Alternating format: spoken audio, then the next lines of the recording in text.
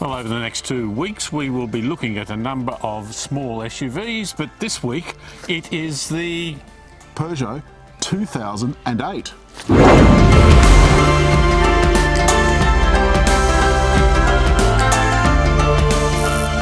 Now the other car that you can see parked over there is Kia's new Niro, which is the hybrid, plug-in hybrid and electric small SUV.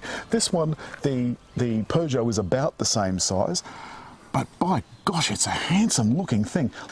And it comes in 2 models. The Allure and the GT. The Allure is very French, isn't it? Oh, yeah. GT, not so French, and GT means Grand Tourer. And I think you could do a few Grand Tours in this. Excuse the cockies. Yeah, if we try and lovely sound. I love being in the Australian bush. If we try and shoot between them, we'll be waiting a long time. This has got a very aggressive front. This actually has a little bit of curvature into it. This is rather big, and there's these very strong lines here. And the lights, look at these. The GT model gets these cat's claw type effect to the lights, plus this long and deep cut into the bumper bar, a la 5008 and 3008. Yes. However, this is just a small engine, David. Yeah, it's just a 1.2 litre turbocharged 3-cylinder engine. Yep. This GT model comes with 8-speed gearbox, which is important because the Allure comes with just a 6-speed, and I think the 8 is better. Very strange. Now this car has a party trick. Configurable in the main infotainment system is the walk up and walk away locking, which David is now going to demonstrate with the key in his pocket.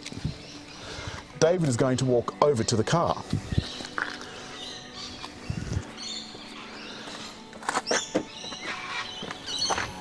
So it's unlocked itself and unfolded the mirrors, and then you can just get in the car. Now it also, so close it up again.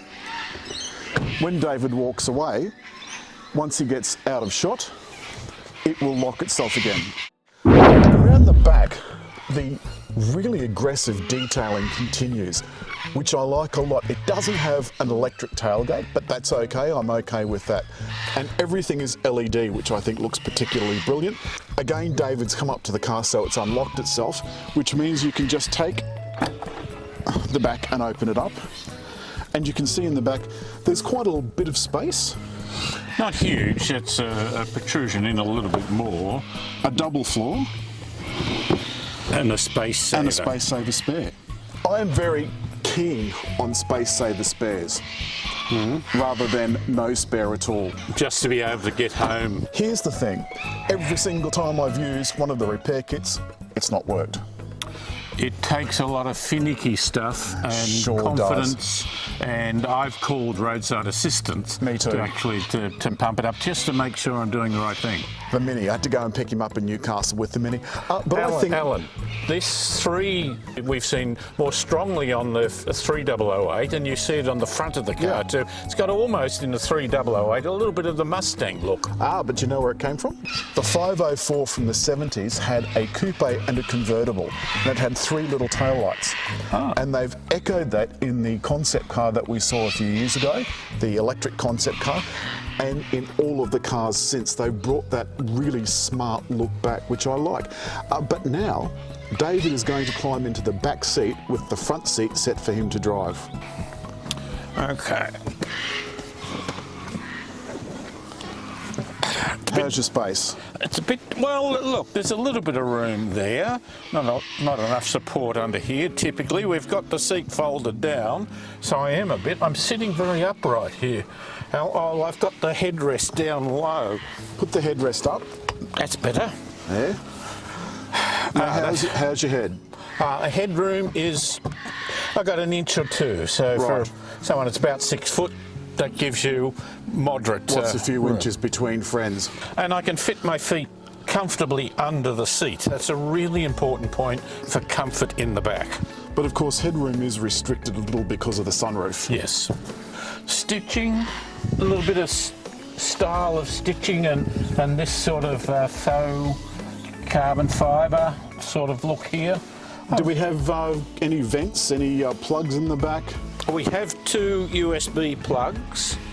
We don't appear to have any vents. Meanwhile, in the front, Now the thing about this, Alan, is the steering wheel sits low and your 3D screen is up ahead of you. but have a look at this though.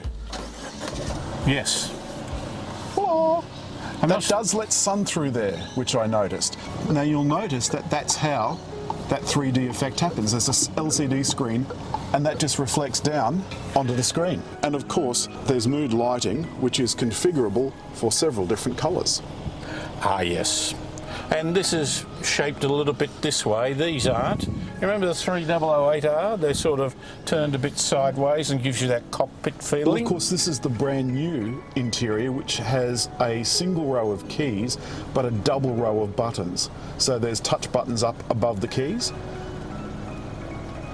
So you touch them to bring up the menu, and then you press them to actually select the menu. One thing I noticed with this is the space here beside the seats to put the seat belt in is Stretched. rather well, tight. Is that a problem with the car? Well, it's a problem with the car in a fashion. Thank you for pointing that out. This has got those windy things to pull the back of the seats up. Oh, well, mine's electric. Yours is electric, yeah. Why not put it on both sides? How much extra can it possibly cost?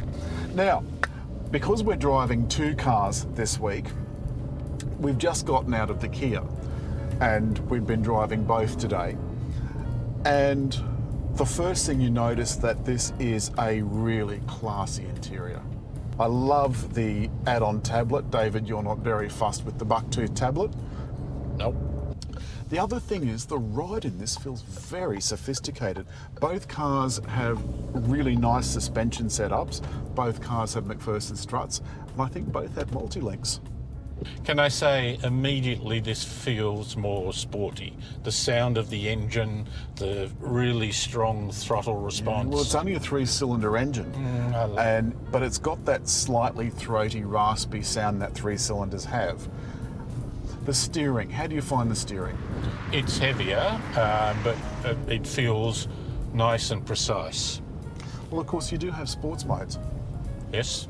So you've got normal, sport, and eco. Pop it into sport mode for you. Hey, look at that. Now, at least this doesn't have mud and snow. I mean, I think that's taking the piss a little bit, don't you? When you've got a front-wheel drive. Front-wheel drive in the snow, no thanks very much. I'd take an all-wheel drive. In the base model's 96 kilowatts. This is 114. It's got the base model's 230 newton meters. The upmarket is 240 newton meters. Now, they're the same engine though, David. I can't understand why they've got two different tunes. No, just to make a difference, I think. Battery power is on the verge of being, or should I say electric power is on the verge of being the driving force behind all transport. Doesn't matter what it is. And, you know, whether it's powered by hydrogen or batteries. And this small, efficient engine is a step on the way to that. So it's a Euro 6, I think, engine, isn't it? I believe so. And it makes it feel like you're doing your bit. It's down as low as you said as 6 point.